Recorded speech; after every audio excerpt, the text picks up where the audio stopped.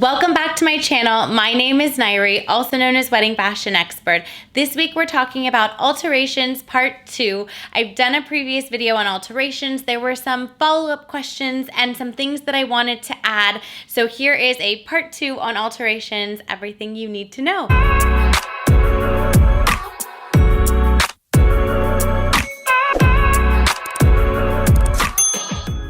Before we dive into it, please be sure to give this video a thumbs up, subscribe to my channel. Lastly, leave a comment below. Let me know if there's any questions you have, any types of video content that you'd like me to create for you.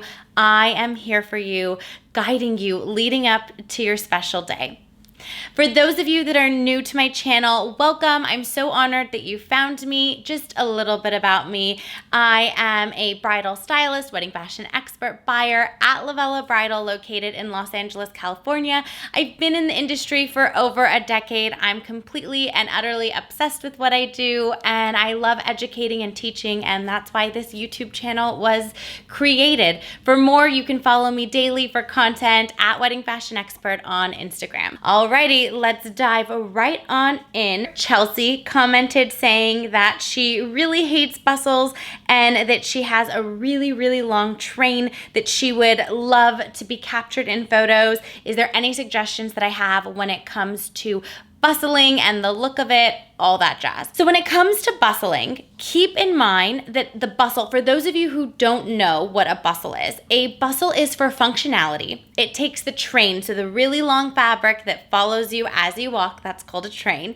It allows the train to be gathered up so that you can move freely, dance, and not have this large fabric trail of a gown following you, which is the beauty of a wedding dress and was my childhood obsession with wedding dresses, that this gown would just follow you as you walk. Completely obsessed with it. Essentially, a bustle allows you to gather the fabric and bustle it up. Each bustle is done differently. So many people have asked me if I can create a video tutorial on how to bustle a dress. Each bustle is customized during the alteration process for each bride. And for each gown is done differently. So your seamstress will bustle the gown according to your heel height, which is why it's so important to have the proper heel height and your exact shoes that you'll be wearing on wedding day during your alteration appointment. For those of you who do not like the idea of a bustle, don't like the way they look, my advice to you is don't fixate on it. A bustle is there for pure functionality and comfort throughout the night. If you are extremely opposed to a bustle, then don't get a bustle and get a second dress so that you can dance and move freely and take off your main dress. For those who don't want to take off their main dress and want to be able to stay in the same gown all night, I hate to break it to you, your options are you're walking around with the large train trailing you around all night, or you can have it bustled. Keep in mind that by the time you bustle your dress, all your main photos are done. At this point, most of the photos that are being taken are from the waist up, and no one's really looking at the bustle. The only time the bustle is really gonna show is during your first dance for video and dancing and all of that jazz. I mean, look, it is what it is. It's the functionality of the dress. You really don't have too much to choose from other than perhaps even draping the fabric over your arm. You could choose to do that if you so wish. I don't recommend it. I think that a bustle being done on your dress is always the smart way to go. You have that option available. If you bustle it, you bustle it. If you don't, you don't. Typically, you bustle it by the end of the day, so I wouldn't get too fixated on the design of it. Another thing I'd like to add here, please be sure that you videotape your bustle in the alteration process. I have a whole wedding day checklist.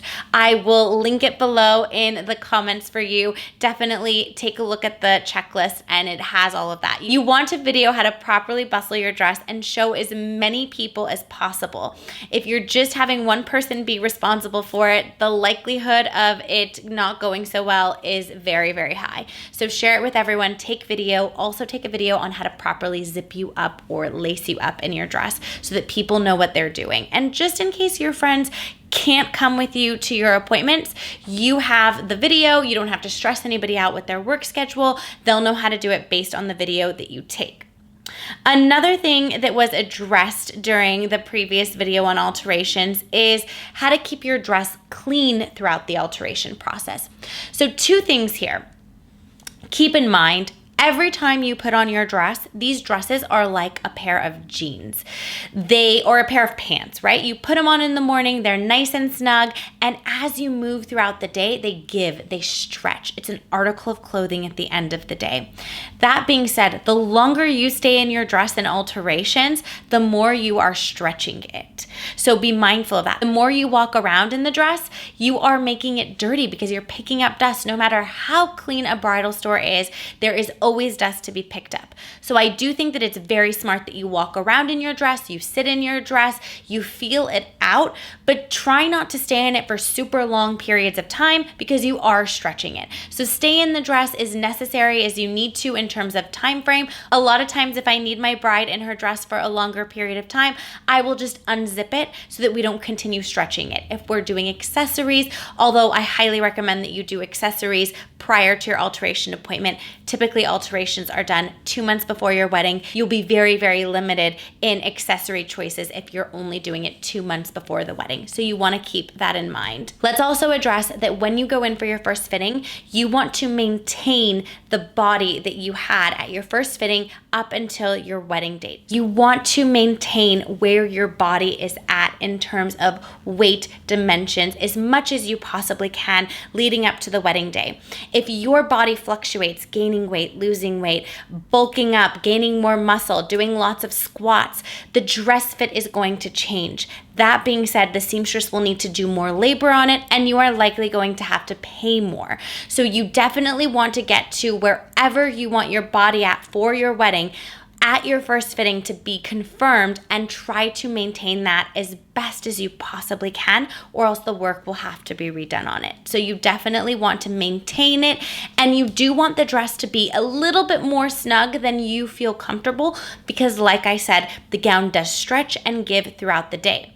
Now, because we just talked about the gown stretching and giving throughout the day as well, I always recommend, no matter what, if your dress is strapless or off the shoulder, I highly recommend, and I forgot to put this in the first alteration video, highly recommended, I can't say it again and I can't say it enough, highly recommended that you do a detachable spaghetti strap or strap, kind of like what I have on, as thick or as thin as you want, I don't really care.